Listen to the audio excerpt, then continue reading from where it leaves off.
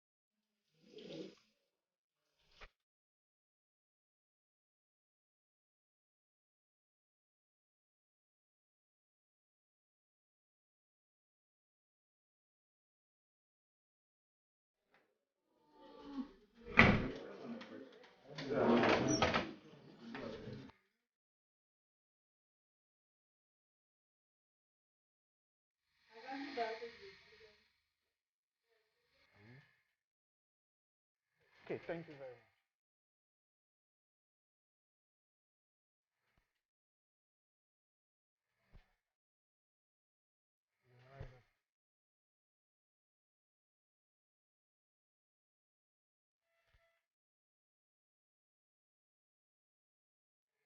Many women today deliver their babies by Caesarean section, whether elective or planned. Today, I have come to the Cuddle Teaching Hospital. It's a live C-section that is underway, and the idea is that babies can be connected to their mothers even when they go through a Caesarean section, which is a surgical procedure to get the baby out.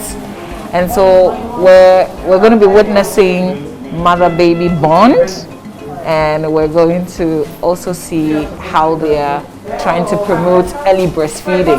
Is breastfeed all through if you can, and if there aren't complications, strictly 6 months, and you can continue breastfeeding even till after 2 years. Yeah, come on. And per the practice guidelines, we allow about a minute or two of delayed cord clamping. Baby pass urine, leave the hands, don't wipe the hands.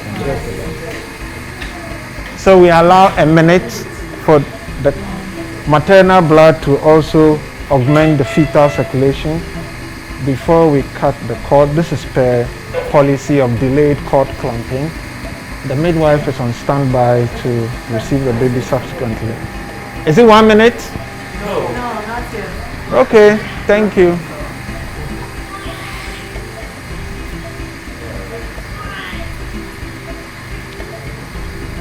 It's 1 minute now. Thank you very much.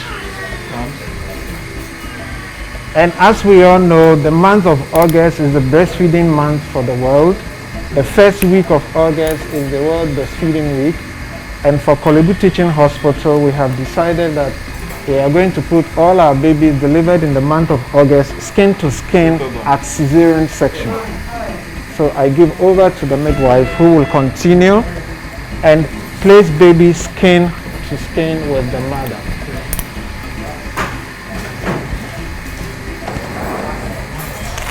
While the Caesarean section continues,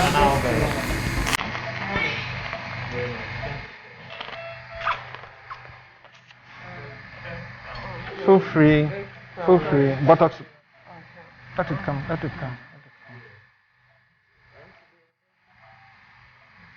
Okay, so let's turn.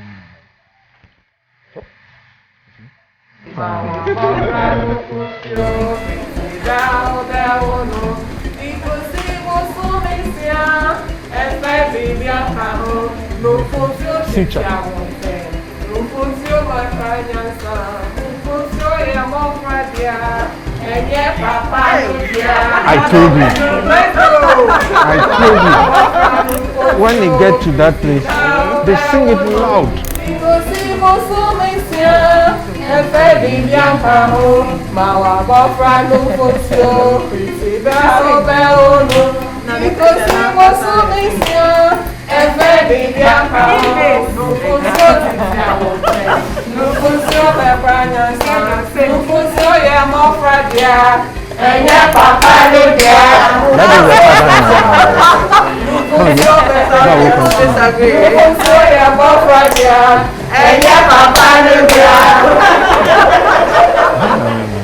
Kolebu Teaching Hospital has decided to promote skin to skin at Caesarean section. It didn't used to be the practice, but then if you look at the volume of CS deliveries in Kolebu, given the nature of the cases that we see, then it becomes very important for us to pay attention to how we deliver the babies, and then in promoting breastfeeding. I want the second one. Yes, so this is what we are trying to do. We want to pay attention to the babies that are born by Caesarean section, because currently we have a C-section rate that is almost 50%. And we are delivering about 12,000 babies every year. So there's a good number of babies that may not get the opportunity to use their innate natural reflexes to initiate breastfeeding. Bonding with their mother, they rely on their natural reserves for the first few hours. Okay. It is when we don't initiate these processes for them to get that first few drops of yellow milk called colostrum, then we set up the cascade of events that will cause the baby to become too hungry when we are delaying bringing them to the mother, delaying the breastfeeding. So most of the problems come if we lose the first 1 or 2 hours. Okay. So for now, it only needs 2 or 3 drops of a thick yellow fluid called colostrum. That's all. Okay. So is Pearl going to continue breastfeeding, or because she's had the CS, at some point you're going to give formula? No, we don't give formula now. What we're going to do is she's with the mother until we think the mother is comfortable, can breastfeed, and usually will be on the side and start the breastfeeding process. So it's with the baby. If milk comes in immediately, that is a plus. The shortest we have seen when milk comes in after cesarean is 4 hours. Oh, okay. But by and large, it's usually from 12 to 24 hours. Okay. The majority will get the milk coming in after 24 hours. Okay. But that is a mother who is stable, no complications, no medications that are causing her to be drowsy and all that. Okay. Like her, she has no comorbidity, there's no medical complication, no hypertension, no diabetes, no sickle cell disease, nothing. Baby is very fine. With her, if you leave them like this, within the next 6 hours, milk will naturally begin to come in. Okay. It can happen. So when the baby starts crying, it's not because she's hungry. Not necessarily. Sometimes it's because it feels cold, the environment. Sometimes it may be that it has passed urine and is feeling wet and uncomfortable. It may just be it's not always hunger. In fact, in the first few hours, hunger is not a prime concern of the baby at all. What this baby wants is the warmth of the mother and proximity to the mother, and the innate reflexes kick in, and the baby continues to just display its normal human. Okay. Yeah. All right. How about the fact that she needs a lot of rest because of what she's gone through? Yes. She's going to get a rest, and like I said, anesthetists have taken care of the post-operative pain complications pain issues. So if she's not in pain, she's relaxed in bed. 6 to 12 hours after this, she can start eating, drinking something small. As long as she will tolerate it and not vomit, she's okay to start eating, and she's got her baby. I'm sure if you will ask her, she will tell you what's most important for her at this point. It's not her hunger, it's her baby. She's got her baby, she gets the fluids going. If all the environment is very supportive, milk will come in naturally. Okay. Yeah. All right. Good. Well, thank you for taking us through the process. Thank you very Thank you much for allowing coming. us to be here, because this is exclusive. We should thank her Cuddle. for allowing all of us to do it. Thank you for the opportunity.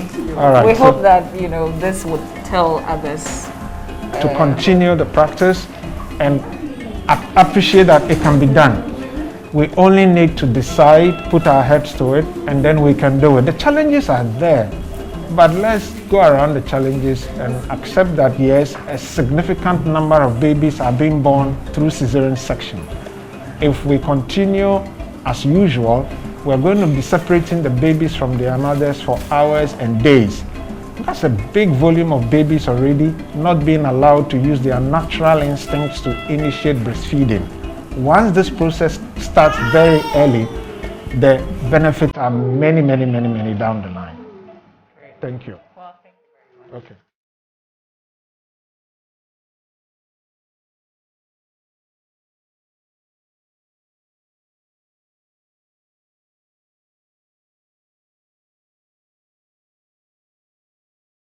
Went through a cesarean section for her as an elective, which means it wasn't an emergency, it was pre-planned. We've delivered anesthesia and done a successful surgery and attached the baby to the mother in theater. Baby started breastfeeding in theater, and at the end of surgery, we've transported the mother onto a transfer bed, attached the baby once again to the mother, and brought baby and mother to recovery. When we get to the recovery ward, what we do is we settle both the mother and the baby, make sure they are both stable and comfortable. And then the anesthesia team hands over the case to the recovery team because they were not with us in theater. So we give them a rundown of what went on in theater. We give them our post-operative instructions, and then we hand over the patient to them so that there's continuity of care.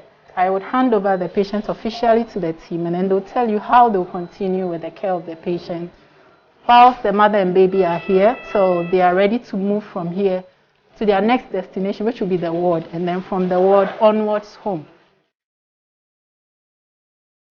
We think that there's something very beneficial to all women all over the world that we are not doing.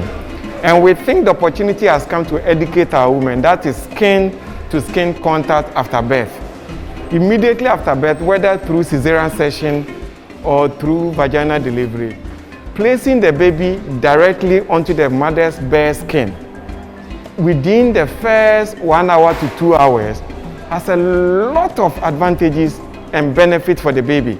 It doesn't cost money, it doesn't cost anything extra except the knowledge and the determination to get it done. What are some of the advantages?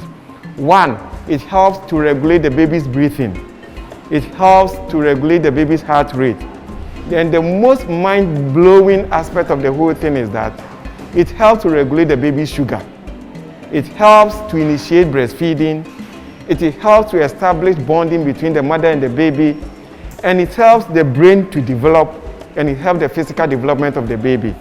With all these benefits and more, we are still not doing it. So we want to create awareness to the public that please, when you deliver, and every hospital, try and place the baby directly on the mother's baby, except in situation where the baby will need resuscitation. I believe if we do that, we will help our babies. That's all that I want to carry across to the world.